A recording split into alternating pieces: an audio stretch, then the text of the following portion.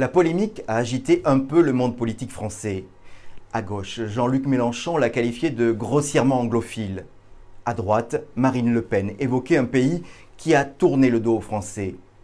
Il s'agissait du Rwanda. Et ce qui était en cause, c'est le soutien de Paris à la candidature de Louise Mushikiwabo, ministre des Affaires étrangères du Rwanda, au poste de secrétaire général de la francophonie.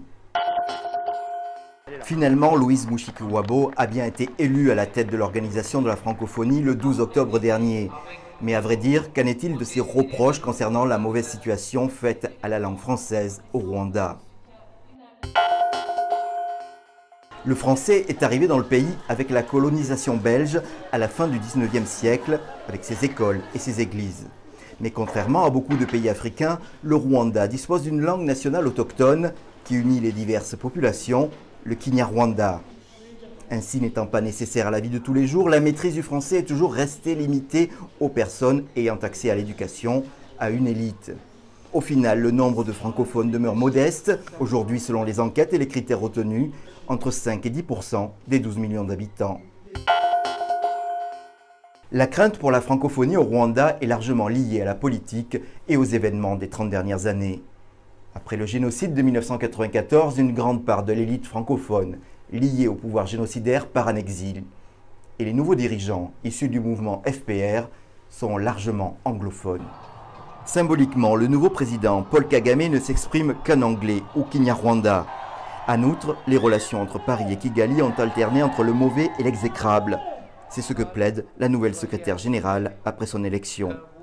L'appartenance du Rwanda à la francophonie a été affectée par la relation entre le Rwanda et la France, surtout du point de vue des perceptions.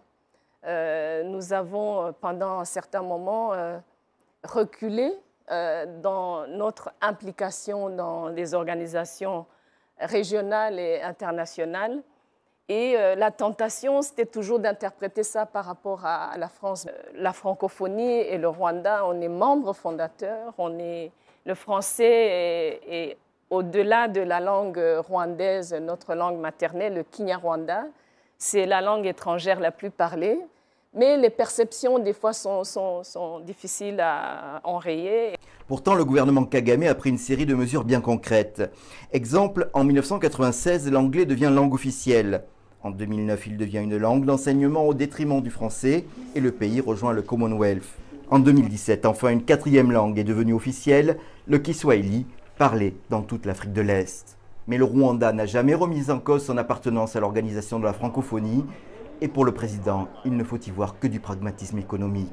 Maybe 90% of trade, investments, all kinds of businesses with this English-speaking group of countries in the region really.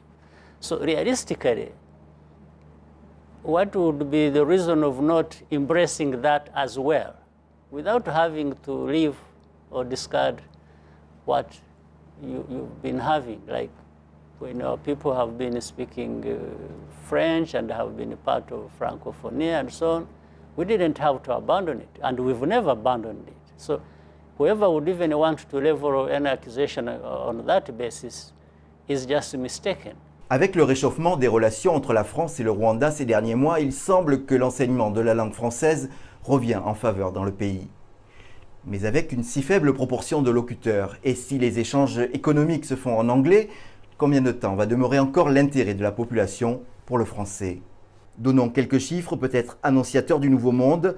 Les sites web utilisant la terminaison .rw, signature du Rwanda, sont à plus de 92% en anglais. Quant à la consultation des pages Wikipédia au Rwanda en 2017, elle s'est faite à 84% en anglais contre 14% en français.